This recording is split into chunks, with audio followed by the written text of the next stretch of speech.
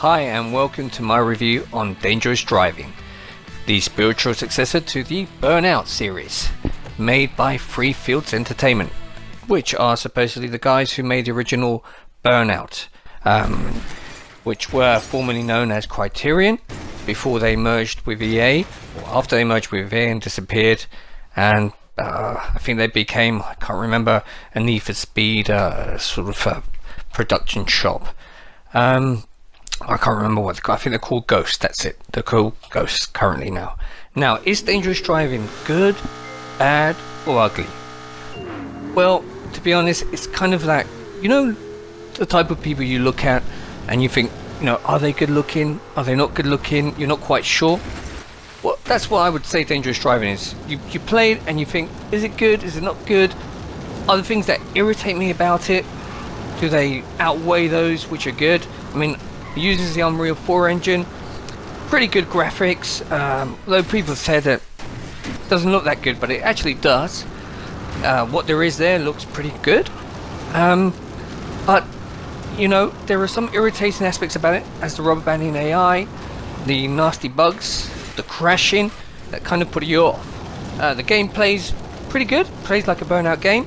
It's 60 frames on the performance consoles and 30 frames on the base consoles. It's structured in a way that, as Burnout 2 is, you get medals for the different types of events. You've got race, survival, GP, eliminator, and pursuit. Now, pursuit is taken straight out of the Need for Speed Rivals pursuit. They've got a little energy bar up there, and you just go behind the cars and you just hit him until he's off the road. It doesn't really fit in with the rest of the Burnout series, I suppose, since it was lacking in content and they didn't integrate the crash aspect, which is available as a separate executable. Well, you've got a little bit more content there by adding a new event and something different, I suppose. Not really in love with the pursuit mode, but the rest of the game, it does give you that Burnout buzz, but then you're playing it, and as you progress through the classes, there are different car classes, and in those different car classes you have different events. Again, as you go up through the car classes, the events become harder.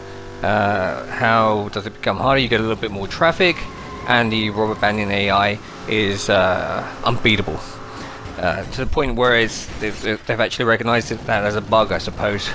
They could have called it a feature, but it's a bug where the AI just rockets right by you, and there is no way of beating it. They're just like a second behind you, and if you crash, then you get reset back to the last position. There's usually 6 races, so you get put back to the back, and then you've got to catch up, and that always happens. So clearly the game hasn't been play tested.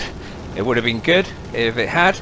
The developer, I think Alex Ward, or one of the creators of the new development house, Free Fields, said that his team of 7 people made this game in 7 months, and you can tell that they've just spent 7 months in the game, because it feels like an early access game. It doesn't feel finished, it doesn't feel play tested. So I wouldn't boast about it. You know, I put out a shitty product in 7 months. Would have been better if it had taken a year and said, oh, here, I respect the Burnout fans that are out there, and this is what I'm giving you. I'm giving you something that's been play tested, finished.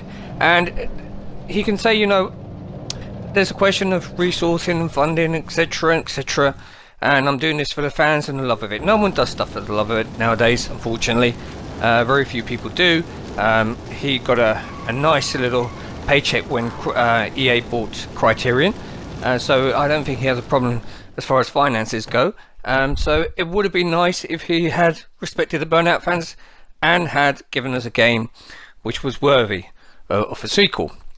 Now, what we have here is, it does give you that Burnout feel, and there being no choice on the market for another type of Burnout game, because EA refuses to release the Burnout 3 series on a remastered version, as they did with Burnout Paradise.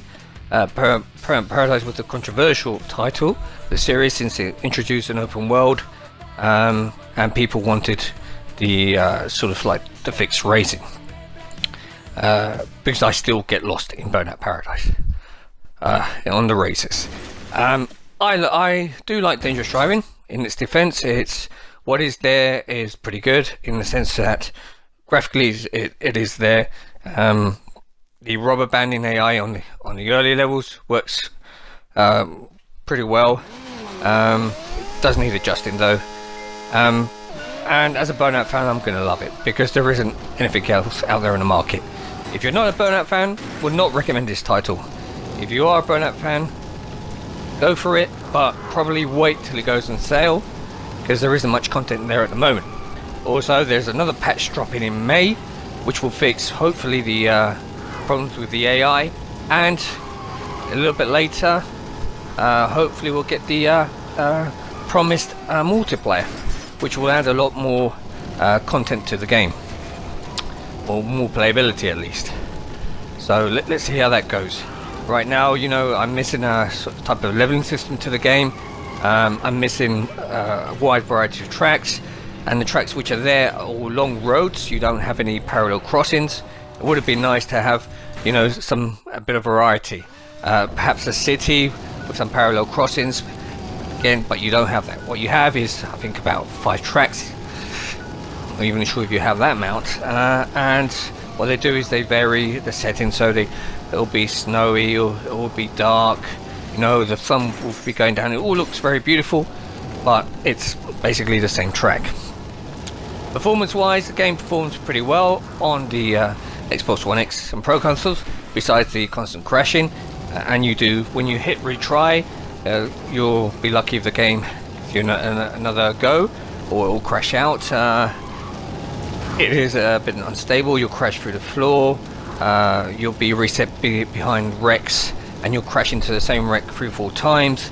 There is sort of a track where you have a 360-degree turn, and if you crash on that turn, you'll be reset and you'll crash again and again and again. But like I said, if you're a Burnout fan, there isn't much choice out there. Get it, but get it when it's cheap. There isn't more I can say. You do get that Burnout buzz, and you know, when you doesn't have a soundtrack the game, but you do have Spotify integration, which is just basically you can skip tracks. The developers put a playlist out there which you can select on Spotify, and you know, the Spotify integration is all fine and well. My biggest gripe with the game isn't lack of a soundtrack. Spotify does cover that hole on the game. You can load up the application. Actually, I've never used it before until Dangerous Driving, because I've never had a need, and it works pretty well.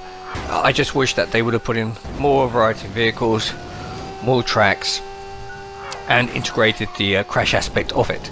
Now, the biggest novelty in this game is the wrecks on the road. What happens is, you've got to think about, if you take down a rival, a car, that wreck on the next lap will remain on the road, in which you then have to dodge. And that's the most innovative part of the title. It works pretty well. It's okay. There are sometimes where I try and not hit a rival, but the AI will crash into you and it will cause wrecks anyway. So it kind of takes the strategy away. Again, it's always the AI that needs some fine adjustment, and it feels like the game hasn't been playtested. That's really what the developer should have done. Should have playtested the game, and it would have been more of a solid title. Bit of playtesting, a couple more tracks. If they would have introduced a city, I know that's all money and time, but hey, you know, 7 months, you don't have to bring out a game in 7 months. You can maybe have brought it out in a year, and it would have been a far stronger title. Let's hope things get better. Let's hope that they keep adding to this title, and let's hope they bring out Dangerous Driving 2 with a lot more content, because I think there is a market for arcade racers. There's been a slight revival lately with Xenon Racer, and let's hope for the best. I bought the game because I want to support the developer, although I feel kind of two ways about this. In a way, you're supporting the developer, but you're also supporting slightly shoddy practices of releasing games which are not complete titles. They're really can only be classified as early access titles. Now, currently, as you can see, we've got the Formula DD class, superclass, on the road. I'll leave a couple of seconds of